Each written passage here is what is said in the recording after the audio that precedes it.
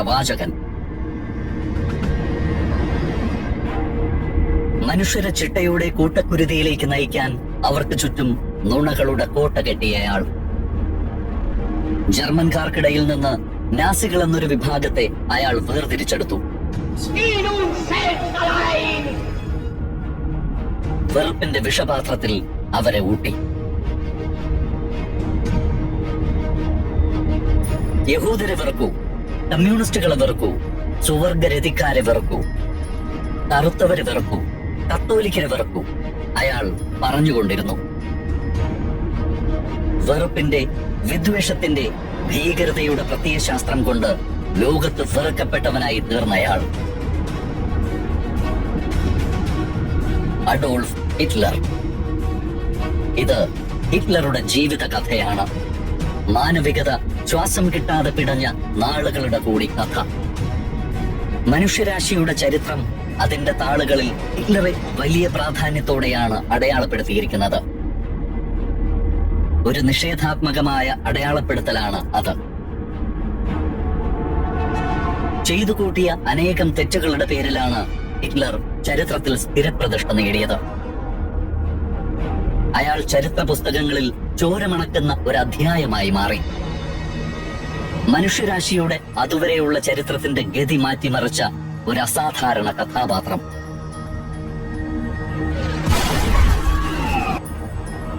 അഞ്ചു കോടിയിലധികം മനുഷ്യരുടെ മരണത്തിന് കാരണമായ രണ്ടാം ലോകയുദ്ധം തുടങ്ങിവെച്ചത് ഇതേ ഹിറ്റ്ലർ തന്നെയാണ്. കിഴക്കൻ യൂറോപ്പിലും മധ്യ യൂറോപ്പിലും ബാൽക്കൻ മേഖലയിലും സോവിയറ്റ് യൂണിയന്റെ അപ്രമാദിത്വം നിറഞ്ഞ പതിറ്റാണ്ടുകൾ സൃഷ്ടിക്കപ്പെടാനും ഹിറ്റ്ലർ കാരണക്കാരനായി. അതുവരെ ലോകത്തിന്റെ അധികാര കേന്ദ്രമായിരുന്ന യൂറോപ്പിനെ അയാൾ ചിതറിച്ചു കളഞ്ഞു. യഹൂദരിൽ നിത്യമായ ഭയത്തിന്റെ വിത്തുകൾ പാകി.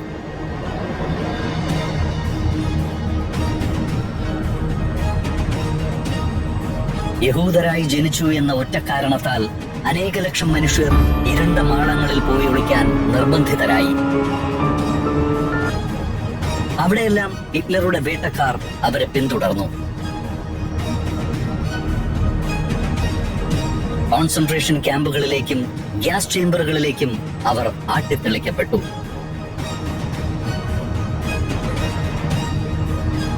സങ്കൽപ്പിക്കാൻ കഴിയാത്ത കൊടിയ പീഡനങ്ങളിലേക്ക് അവരെടുത്തെറിയപ്പെട്ടു.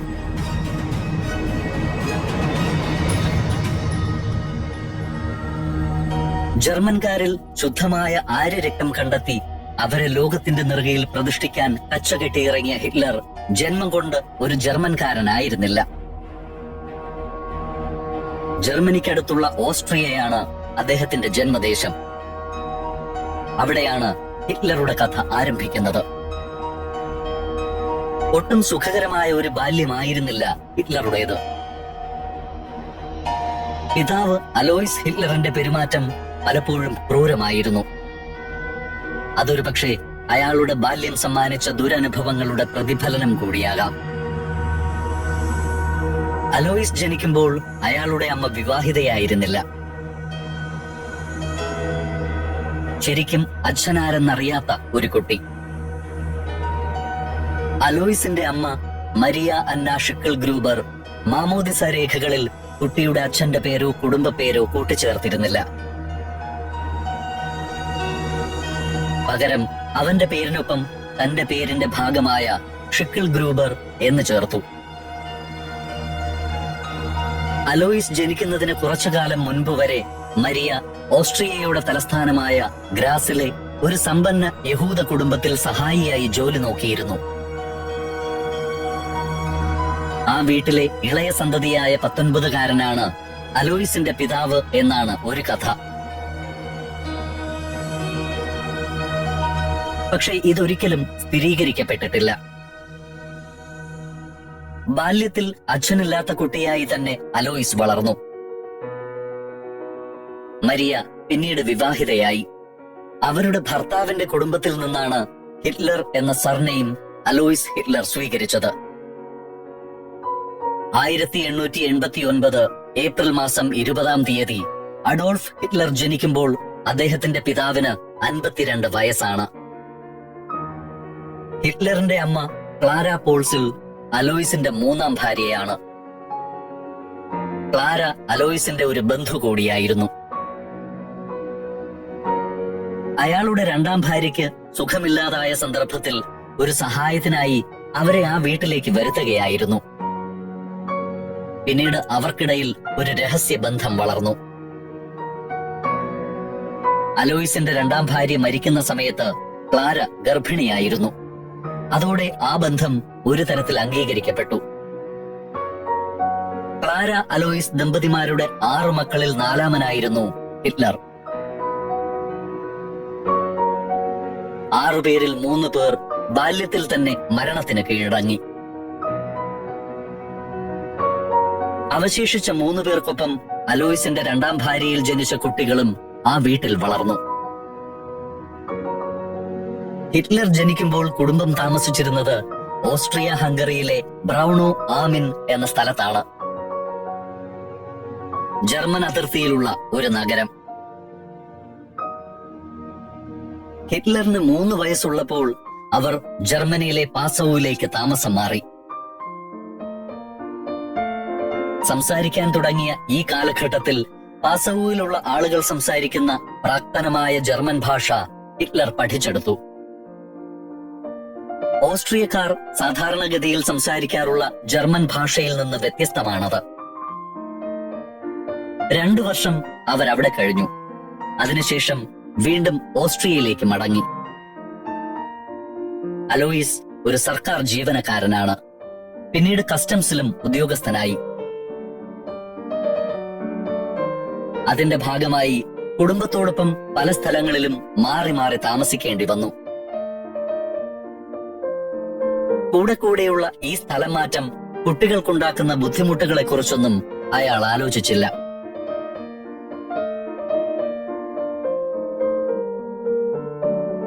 പരുക്കൻ സ്വഭാവക്കാരനായിരുന്നു അലോയ്സ് ഹിറ്റ്ലർ. ഭാര്യ ക്ലാരയോട് അദ്ദേഹം സംസാരിക്കാറുപോലുമില്ല. മക്കളോടും അങ്ങനെ തന്നെ. ഹിറ്റ്ലറിന്റെ സ്കൂൾ വിദ്യാഭ്യാസം തുടങ്ങിയതോടെ അലോയ്സ് ഹിറ്റ്ലറെ ശിക്ഷിക്കുന്നത് പതിവായി. സ്കൂളിലെയും കർശനമായ അച്ചടക്ക ശീലങ്ങളോട് പൊരുത്തപ്പെടാൻ ഹിറ്റ്ലർ ബുദ്ധിമുട്ടിയിരുന്നു. അത് വീട്ടിലും പ്രശ്നങ്ങളുണ്ടാക്കി. അച്ഛന്റെ കയ്യിൽ നിന്ന് തല്ലുകെട്ടുന്നത് പതിവായി. ചിലപ്പോൾ ക്ലാര മകനെ രക്ഷിക്കാനായി ഇടയ്ക്ക് കയറും. അതിനിടയിലും തല്ലും ശകാരവും തുടരും. അപ്പോഴേക്കും ജോലിയിൽ നിന്ന് പിരിഞ്ഞ അലോയ്സ് തേനീച്ച വളർത്തൽ ബിസിനസ് ആരംഭിച്ചിരുന്നു. പക്ഷേ അത് വിജയിച്ചില്ല. അതോടെ കുട്ടികളെ മര്യാദ പഠിപ്പിക്കുന്നതിലായി മുഴുവൻ ശ്രദ്ധയും. വീണ്ടും ഒരിക്കൽ കൂടി കുടുംബം താമസം മാറി. ഓസ്ട്രിയയിലുള്ള മറ്റൊരു നഗരത്തിലേക്ക്. ഹിറ്റ്ലറിന് ഇപ്പോൾ 8 വയസ്സാണ്. പുതിയ താമസ സ്ഥലത്ത് സംഗീത പഠനത്തിന് സൗകര്യമുണ്ടായിരുന്നു. ഹിറ്റ്ലർ പാട്ട് പഠിക്കാൻ തുടങ്ങി. അതോടൊപ്പം പള്ളിയിലെ കൊയർ ഗ്രൂപ്പിലും അംഗമായി. ഈ കാലത്ത് ഹിറ്റ്ലറിന്റെ ആഗ്രഹം വലുതാകുമ്പോൾ ഒരു പള്ളി വികാരിയാകണമെന്നായിരുന്നു. ഇങ്ങനെ കാര്യങ്ങൾ ഒരുവിധം കുഴപ്പമില്ലാതെ പോകുന്നതിനിടയിലാണ് ഇളയ സഹോദരൻ എഡ്മണ്ടിന്റെ മരണം. മീസൽസ് രോഗം ബാധിച്ചാണ് എഡ്മണ്ട് മരിച്ചത്. അനിയന്റെ മരണത്തോടെ ഹിറ്റ്ലർ വല്ലാതെ ഒറ്റപ്പെട്ടു. അവൻ ക്ലാസ്സിലും മറ്റും എല്ലാവരോടും വഴക്കുണ്ടാക്കാനും ഒറ്റതിരിഞ്ഞു നടക്കാനും തുടങ്ങി. അധ്യാപകരോടും ഹിറ്റ്ലർ തർക്കുത്തരം പറയാൻ തുടങ്ങിയതോടെ വീട്ടിൽ നിന്ന് കിട്ടുന്ന ശിക്ഷയും കൂടി. അലോയ്സ് മകനെ തന്നെ പോലെ ഒരു സർക്കാർ ഉദ്യോഗസ്ഥനാക്കണമെന്നാണ് ആഗ്രഹിച്ചത്. എന്നാൽ അതിനുവേണ്ടിയുള്ള സമ്മർദ്ദങ്ങൾക്ക് ഹിറ്റ്ലർ വഴങ്ങിയില്ല. ഇത് അവർക്കിടയിലുള്ള സംഘർഷം രൂക്ഷമാക്കി. ഇടയ്ക്കെല്ലാം അലോയ്സ് താൻ മുമ്പ് ജോലി ചെയ്തിരുന്ന കസ്റ്റംസ് ഓഫീസിലേക്ക് മകനെ കൂട്ടിക്കൊണ്ടുപോകും. അവിടെയുള്ള കാര്യങ്ങൾ കണ്ടു മനസ്സിലാക്കാൻ ഉപദേശിക്കും. ഭാവിയിൽ ഇവിടെയാണ് നീ ജോലി ചെയ്യേണ്ടതെന്ന് അയാൾ പറയും. തനിക്ക് അതിഷ്ടമല്ല എന്ന് ഹിറ്റ്ലറും തുറന്നടിക്കും. ഈ സന്ദർശനങ്ങൾ അച്ഛനും മകനും തമ്മിലുള്ള ശത്രുത കൂടുതൽ വലുതാക്കി.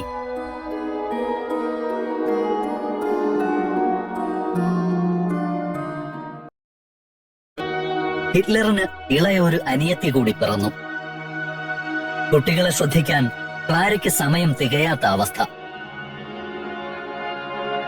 അലോയിസ് ഹിറ്റ്ലറും കുടുംബവും ഇപ്പോൾ സ്വന്തമായ ഒരു ഫാം ഹൗസിലാണ് താമസം. 40 വർഷത്തെ സർവീസിനു ശേഷം പെൻഷനായപ്പോൾ കിട്ടിയ പണം കൊണ്ട് 3.5 ഏക്കർ സ്ഥലവും ഒരു വീടും അയാൾ വാങ്ങി. ഇനിയുള്ള കാലം കൃഷിയിൽ നിന്ന് വരുമാനമുണ്ടാക്കാനാണ് പദ്ധതി. അതിനു പുറമെ ഇഷ്ടവിനോദമായ തേനീച്ച വളർത്തലുമുണ്ട്. പക്ഷേ രണ്ടും പെട്ടെന്ന് തന്നെ നഷ്ടത്തിലായി. അലോയിസ് ഹിറ്റ്ലർ വീട്ടിലിരിക്കുന്നതിനേക്കാൾ അധികം സമയം അടുത്തുള്ള മദ്യശാലകളിലാണ് ചെലവഴിക്കുന്നത്. വീട്ടിൽ വന്നാൽ കുട്ടികളോട് വഴക്കുണ്ടാക്കാനാണ് ശ്രമം. പ്രായമേറുന്തോറും അയാൾ മറ്റുള്ളവർക്ക് സഹിക്കാൻ ബുദ്ധിമുട്ടുള്ള ഒരു മനുഷ്യനായി മാറി. ഹിറ്റ്ലറുടെ അർദ്ധ സഹോദരനായ അലോയിസ് ജൂനിയറാണ് വീട്ടിലുള്ള കുട്ടികളിൽ മൂത്തയാൾ. പെൻഷനായി വീട്ടിലിരിക്കാൻ തുടങ്ങിയ ശേഷം അലോയിസ് ജൂനിയറും അലോയിസ് ഹിറ്റ്ലറും തമ്മിലുള്ള സംഘർഷങ്ങൾ കൂടി വന്നു. അലോയിസ് ജൂനിയറിന് രണ്ടാനമ്മയായ ക്ലാരയോടും പൊരുത്തപ്പെടാൻ ബുദ്ധിമുട്ടായിരുന്നു. ഒരു ദിവസം വലിയ വഴക്കിനൊടുവിൽ അലോയിസ് ജൂനിയർ വീട് വിട്ടു.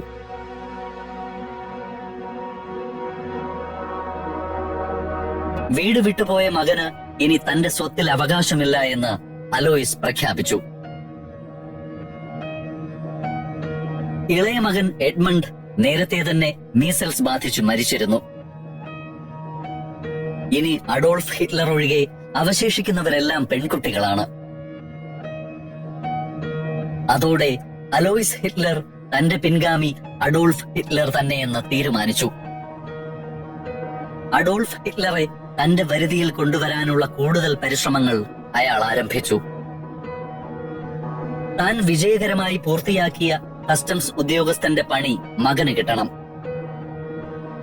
അതിനുവേണ്ടി ഹിറ്റ്ലറെ പ്രേരിപ്പിക്കാൻ അലോയിസ് ഇടയ്ക്കെല്ലാം അവനെ പഴയ ഓഫീസിലേക്ക് കൂട്ടിക്കൊണ്ടുപോകും. ഇതെല്ലാം ഒരു കോമാളി കളിയായിട്ടാണ് ഹിറ്റ്ലർ കണ്ടത്. അലോയിസിന്റെ ആഗ്രഹം ഹിറ്റ്ലർ ഒരിക്കലും അംഗീകരിച്ചില്ല. അലോയിസിന്റെ അഭിപ്രായങ്ങളെ അവൻ നേരിട്ട് തന്നെ എതിർക്കാൻ തുടങ്ങി. പ്രതിഷേധത്തിന്റെ ഭാഗമായി സ്കൂളിൽ പരമാവധി ഉഴപ്പി. അങ്ങനെ ചെയ്താൽ അലോയിസ് തന്റെ തീരുമാനത്തിൽ നിന്ന് പിൻവാങ്ങുമെന്ന് അഡോൾഫ് കരുതി. ഇതെല്ലാം അവർ തമ്മിലുള്ള ബന്ധം കൂടുതൽ മോശമാക്കി. കാണുമ്പോഴെല്ലാം ശത്രുതയോടെ പരസ്പരം കടിച്ചു കീറുന്ന പെരുമാറ്റം. അഡോൾഫ് ഹിറ്റ്ലറുടെ അമ്മ എപ്പോഴും മകനെ ആശ്വസിപ്പിക്കാൻ ശ്രമിച്ചു. ആ കാലത്തെല്ലാം ഹിറ്റ്ലർ ഒരു കലാകാരനാകാൻ കഴിയുമെന്ന് പ്രതീക്ഷിച്ചു. ആദ്യം പാട്ടുകാരനാകാനായിരുന്നു പരിശ്രമം. പിന്നീട് ചിത്രകലയിലായി താല്പര്യം. വിയന്നയിലെ അക്കാഡമി ഓഫ് ഫൈൻ ആർട്സിൽ ചേർന്ന് പഠിക്കാനുള്ള തന്റെ ആഗ്രഹത്തെക്കുറിച്ച് ഹിറ്റ്ലർ അമ്മയോട് പറയും. അവർ മകനെ തന്നോട് ചേർത്ത് പിടിക്കും. ഭാവിയിൽ അവനൊരു വലിയ കലാകാരനായി മാറുമെന്ന് ഉറപ്പിച്ചു പറയും.